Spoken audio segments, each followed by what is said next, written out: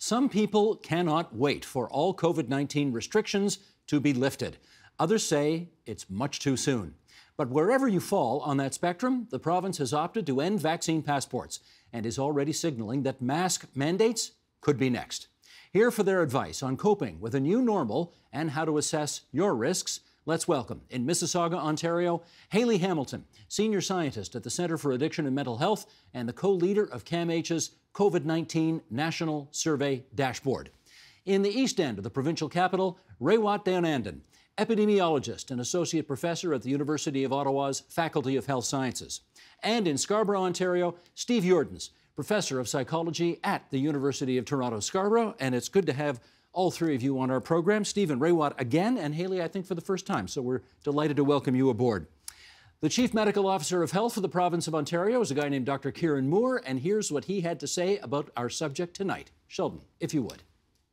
In the face of Omicron, I absolutely think we have to start to understand, we have to learn to live with this virus. And we've let our lives be controlled for the last 2 years in a significant amount of fear. And now we're going to have to change some of that thinking. We have to learn to live with that virus. Let's get into that. Hayley, what do you think? Are we ready? I think a lot of people are ready, as you indicated.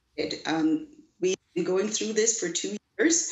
People are tired, and they would like to return to some semblance of order. So I think people are ready. Many of them are, some not quite so much. And those individuals will proceed at their own pace. But I think, given the experiences over the last 2 years, yes, I think in a sense people are ready to start the process of reopening and getting their lives back. Raywat, what's your sense of it? Well, are people ready? Psychologically, many are, some aren't. The problem, from my perspective, is that what we're essentially hearing is that we're downloading the responsibility for pandemic management from the state onto the individual, and not every individual is as equally equipped to deal with this as others are. I'm thinking about low-income people, people who live in multi-generational housing, people with small children like myself who aren't vaccinated, immunocompromised people. I'm hoping that the government maintains some level of support to make sure that those individuals who need that help receive it. Just to be clear, because the syntax may not have been there, you are vaccinated, it's the kids who are not vaccinated. Is that what you were saying? That is correct. Kids under 5 are not yet eligible for vaccination. So if you have one, you are a little more trepidatious about re-entering the world than others. Gotcha. Okay. Steve, your sense of where society's at on this? Yeah, I mean, we're exhausted. We've been dealing with chronic stress for a long, long time. We know that when we do try to deal with a chronic stressor for this long, we eventually reach a period of exhaustion, and I think we're there. So I think the whole notion of sort of rationally looking at risk and all this stuff is very difficult for a lot of us right now. And emotionally, we just want our lives back. And so I think there is a hunger to get back out there. And I think we will see what I've been calling the great snapback, where for most people, they will be back to that way of living very quickly. Did I hear that right? The great snapback? Is that what you're calling it?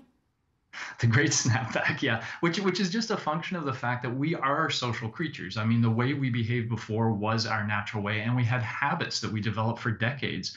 As soon as we get back into those contexts, those habits will be triggered. And, I predict most of us will feel really good. We'll be a little anxious going into it, but before long, we'll feel, warm blanket of familiarity. You better trademark that, my friend. That's a good expression. That one's memorable.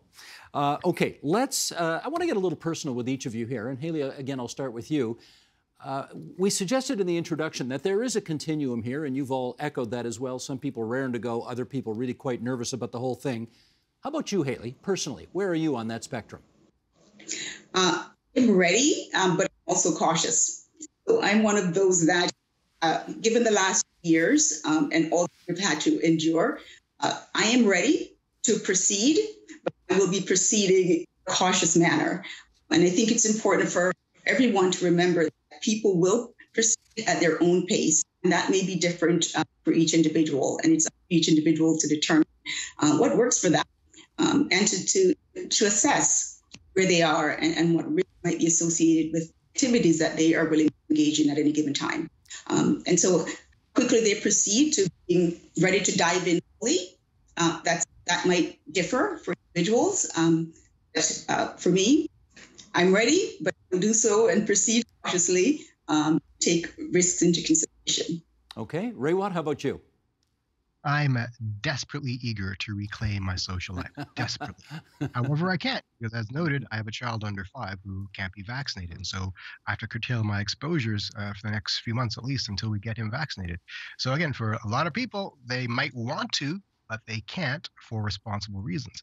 And others may choose differently. They may choose to allow those individuals they're protecting to become exposed, but I have to choose otherwise. You're going to teach a class immediately after we're done with you here today. And my question is, are you ready to go back into a class with students who are maskless? I'm not. I've actually arranged it so I don't have to do that for another year. So I've arranged all my online teaching to make that happen. Not every professor or teacher has that luxury. But I'm not too ready to go back in that situation simply because, again, I have someone I need to protect, as many people do. If it's just me, totally ready. Totally. 3 doses, triple dose, healthy guy. My risk, my individual risk of having a bad outcome is quite small, as it always has been. This has never been about individual risk. It's about the risk to the population and the risk to certain people in your social circles. Steve, how about you? Where are you on that continuum we talked about earlier? I'm eager. I'm ready. But I do want to highlight with this point that we can talk about it as a continuum, but there's an important point at one end of the continuum, which is some people have felt real fear, real existential fear during this. Most of us just have felt annoyance and frustration. If somebody felt like this virus might kill them or might kill somebody in their family, when that happens, it activates primitive parts of the brain, the same parts of the brain that give rise to things like PTSD. And so that part of the brain can emotionally connect certain stimuli like crowds or maskless people with this fear response. And so while most of us, it's just going to be this uncomfortable transition, we have to remember that there are some out there that are going to find it really, really difficult and in fact may need some professional help to deal with the stressors they feel when they try to reemerge. I am going to come back to that a little later in our conversation. But Raywat, let me follow up with you on this. And as much as this is going to sound like a cynical question, it genuinely is not. We're fewer than 100 days away from the next Ontario election. And we know that the government of Ontario feels its re-election chances would be better if people think things are getting back to normal. So my question for you is, why do you think we're taking this step right now, as opposed to when the numbers, the closer we get to the summer, would really start to crater in terms of hospital admissions, et cetera? How much science, how much political science do you think is behind where we're at right now? A delicately phrased question, Steve. I applaud you for that. I don't have the expertise to answer it in a fulsome manner. However, clearly, there is a political component to this. The timing is not based on the science. The timing is based on political expediency. These lifting of restrictions should never be tied to calendar dates. They should be tied to objective population-based indicators. And we're talking about this as we're coming off a fairly large wave. We're not done the wave yet. The hospitals are still experiencing traffic that is untoward. We're looking at an increased level of death still. We're plateauing at a high level. The indicators suggest now is probably not the best time to lift all restrictions wholesale. So this is based on other factors: economic, psychological, and probably political. Okay, that question of mine, you feel, may have been delicately put, but that answer was not delicately put. You came out with full steam ahead on that one. So you're not a political scientist, but you're content to say that there's some politics that has gone into this decision. I think I'd be foolish not to accept that strong probability. And that's been the case for the entirety of this pandemic, is the decision-making has not been driven solely by the public health science. I'm fond of saying that public health is the art of the possible, which is what diplomacy is supposed to be as well. Mm-hmm. And the possible is gated by political will and by public tolerance. Will the public tolerate more hardcore restrictions for many more months? Will the political sphere tolerate it? Probably not. So we're limited to what we can do. What we can do is download responsibility onto the individuals to an accelerated pace.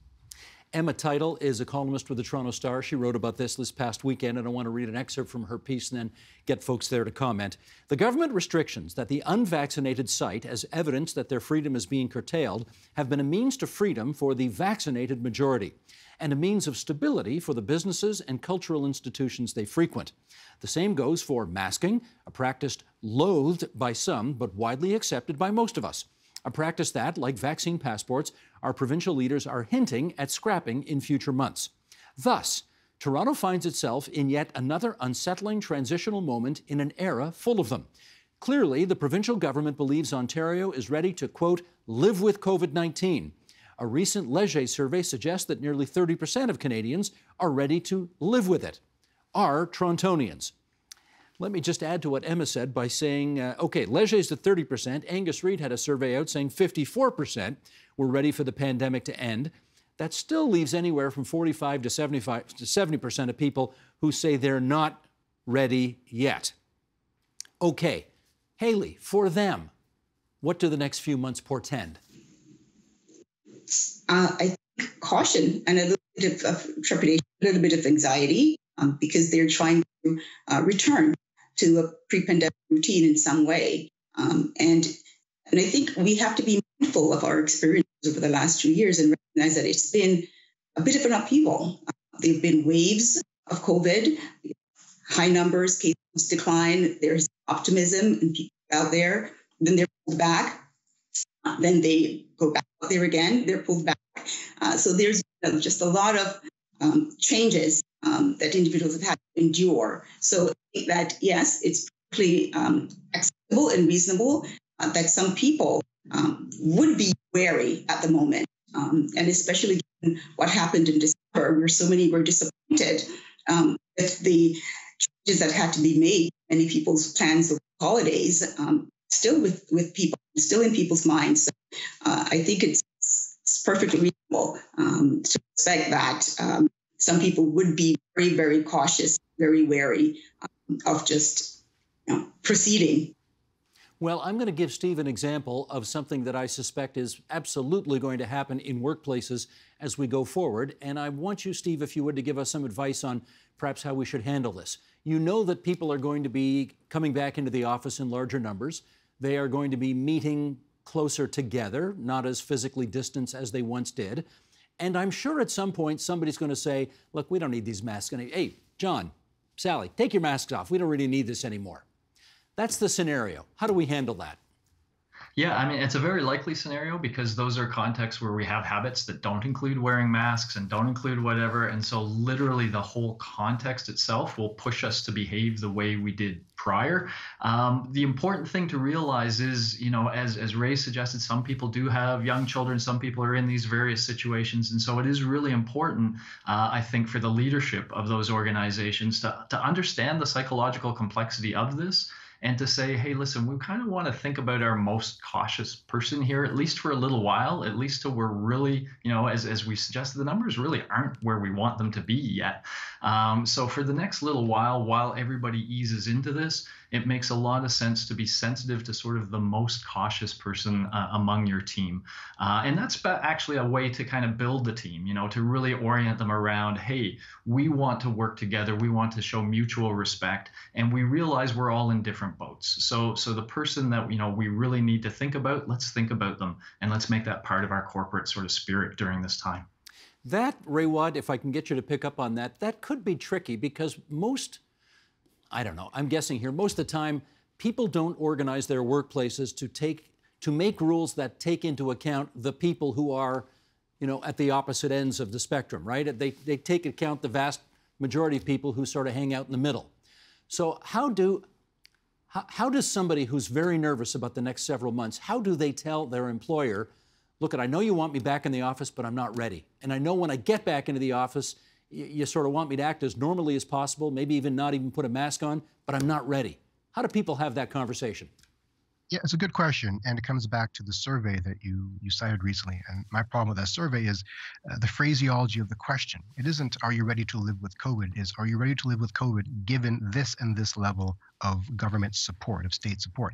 And one element of state support that can be offered is guidance to employers and workplaces on how to accommodate and whether you should be accommodating people who are challenged in this manner. So I think if we have a societal effort to normalize this conversation, led from the government down, it makes it much easier. And frankly, why are we so eager to go back to 2019 normal anyway? 2019 normal is what got us into this. We should be looking at a new normal where mask wearing is acceptable for individuals who choose to, as we have in Asia for a long period of time, where staying home if you're sick is acceptable, where sick pay is acceptable and normalized. All these things that should be now invested in our society can make ourselves stronger and better prepared for the next pandemic, make us better than 2019 normal. And having the ability to have that conversation with your employer is part of that change. So note to employers, we need a new normal, not a turning the clock back 2 years. Yes. Got it. Okay. Haley, I want to ask you about the survey that CAMH did, because you, I gather, did a survey where you asked people at various points during the pandemic how they felt about things. Why don't you just start by telling us how you conducted that survey?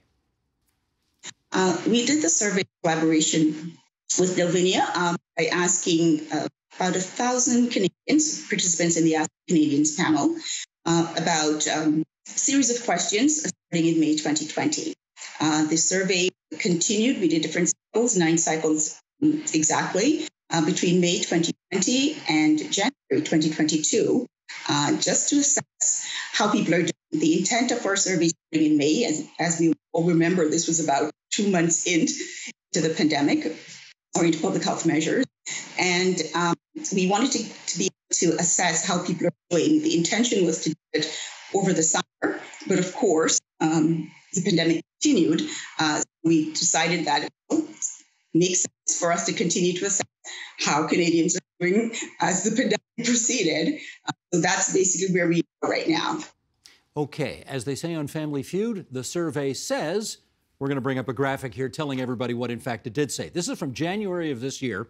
25% of survey participants reported feeling moderate to severe anxiety, which was higher than the 19% in the previous survey in July of 21. So the numbers are going up, which is not good. 24% reported feelings of loneliness compared to just 19% the previous July. 22% reported depression compared to almost 19% last summer. That's fairly steady. 24% needed mental health services to cope. Again, that compares to 20% last summer. So again, the number's going in the wrong direction. And 28% of respondents feared contracting COVID-19, and that's twice as high as last summer when it was only 14%. Haley, maybe you could pick up on that. You would think, in some respects, we're 2 years into this thing, and therefore we have a greater comfort level with how to deal with all of the uncertainty around it. These numbers certainly don't suggest that. Were you surprised at what you found? Not really, because what we have found since the beginning of the survey is that the numbers fluctuate with wave of the pandemic. When case numbers are high, people tend to report more anxiety. And as the case numbers decline, then people seem to be better. There's some increases there. So there's just up and down sense with respect to how people are feeling. So in a sense, I was not surprised at the levels. What was surprising, however, for me, I should say I was not surprised that it had increased because of COVID. It was surprising that we were back at the level that we were in May 2020 with respect to anxiety and the other mental health measures that we had. That was surprising because, as you said, we have learned quite a bit over the last years. So were people able to adapt better 2 years in? But I think when we think about it, two things are important. The survey that's being compared was summer, and case numbers were much lower in the summer. There was a sense of optimism among people in the summer. So people will feel better. We also have to remember December and Omicron. And Omicron played a large part, I believe, in the numbers that we're seeing. It's a different variant than what we encountered before. And I think people were reacting to the swift action. Public health restrictions were put in place very quickly in December. And again, people's holiday plans were interrupted. The infectious nature of Omicron was much higher than before, and more people were very fearful of getting it. So I think in that sense, we take all of those things into consideration, puts the numbers in perspective. I want to circle back now to something Raywat said several moments ago, which is the responsibility for risk assessment has in many respects now been transferred from the provincial health authorities to the individual. And to that end, therefore, Raywat, start us off here in a bit of a conversation about what kinds of things we ought to consider since we're now responsible going forward for making our own risk assessment. What do we need to do? As noted earlier, you have to note whether or not you have someone to protect in your life. And if you don't, then 3 doses of a vaccine is good enough. It'll keep you out of the hospital and out of the morgue. And if that's you, like most people in Ontario, you're fine. You can go about your life with ease. The threat of a bad outcome for this disease is quite low. On the other hand, if you have someone to protect, or if you yourself are compromised in some way, if everyone else makes bad choices, you can always wear a good N95 mask and protect yourself in a very strong way. You can always make choices about not going to places with a lot of exposures, crowded places, or limiting your time spent in indoor settings. It always falls within the purview of your choice making on a day-to-day basis to limit your risk. Otherwise, get vaccinated. That's the number one thing that you can do to protect yourself and surround yourself with other vaccinated people. Just on that front, do you think there are still people out there 2 years into this thing who have not yet been vaccinated, who are at this point still persuadable to be vaccinated? I think so. It comes down to why they're not vaccinated. If it's fear of the mRNA vaccines, for example. Now we have the Novavax vaccine, which is not mRNA based, so they can pursue that one. As more data comes in, we can convince people of the safety of vaccination. As new vaccine formulas come out, we can roll out different tools. It's always worth trying. Gotcha. Okay, Steve, I wonder what you would add in terms of now us being responsible for our own risk assessment. What do we need to consider? It's really hard. That's frontal lobe stuff. Frontal lobes is where we do all our strategic thinking and our planning. It's been hard to do all through the pandemic because the virus is an invisible threat, right? And so we're kind of given numbers to kind of give us a sense of how much it's out there, but we can't see it with our eyes, other than potentially seeing people we know come down with the virus.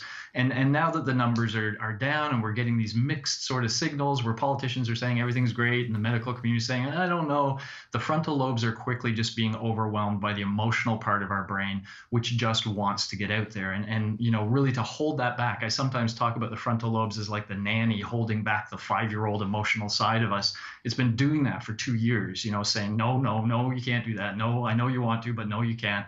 I think for most people, it's just like, shut up. I'm not listening to the frontal lobes anymore. I'm going to get out there. I'm going to do what I want to do, and I'm going to hope for the best. And we do all realize that we need to get to this endemic phase. We're being very hopeful that we're there. But I think all of us also, as we saw in those January numbers, that was when Omicron just came out. And when that hits us, a new variant that potentially could send us backwards again, that's when the real mental health hit kind of kicks in. And I think that's what you saw in those numbers. So that's the worry that many of us have, keeping our ear out for the new variant and hoping we don't ever hear about it. But I think that aside, I think most people are looking out the window and feeling, it looks pretty safe. I think I'll go for it.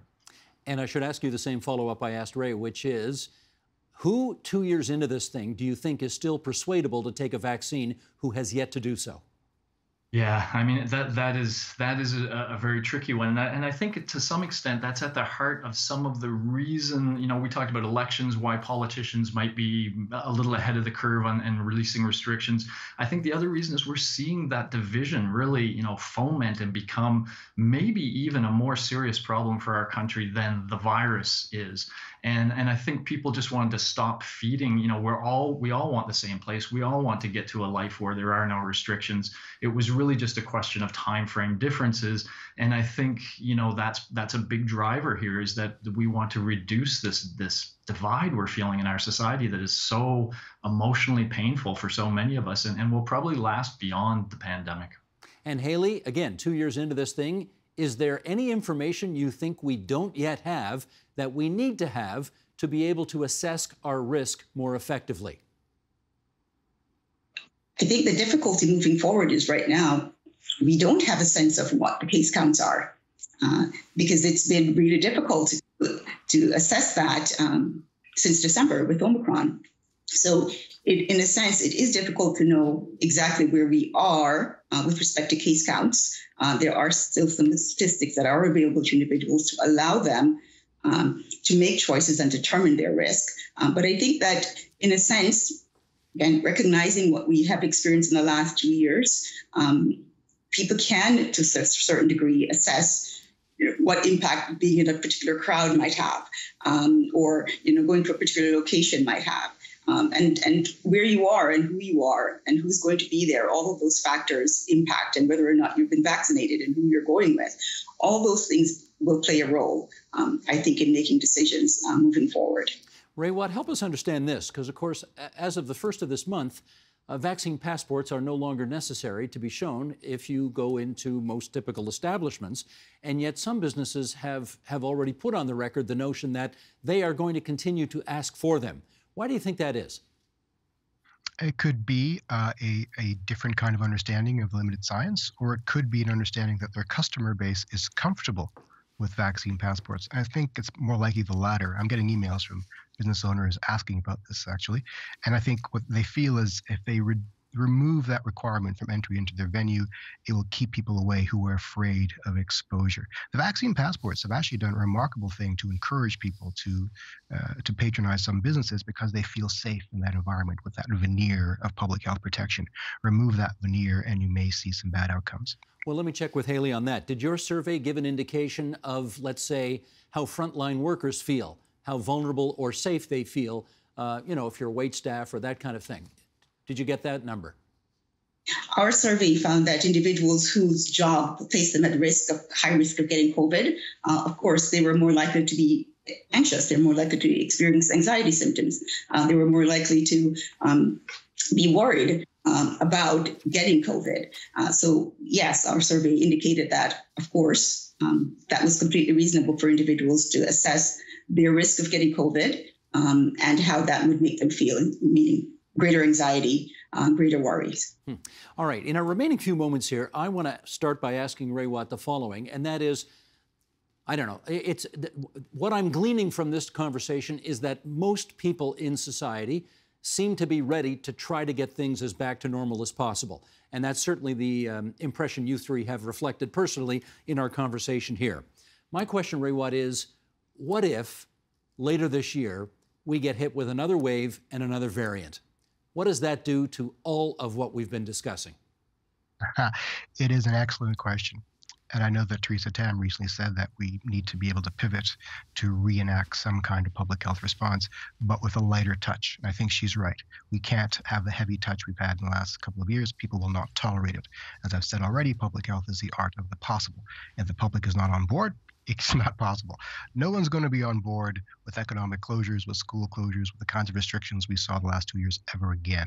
So we need to put into place the infrastructure to have a more lighter, more high-impact public health-led response. We can do that starting now. Invest in things like surveillance, vaccine platforms, better information sharing resources, that sort of thing. We can do it. It just takes planning. Steve, what would you add to that?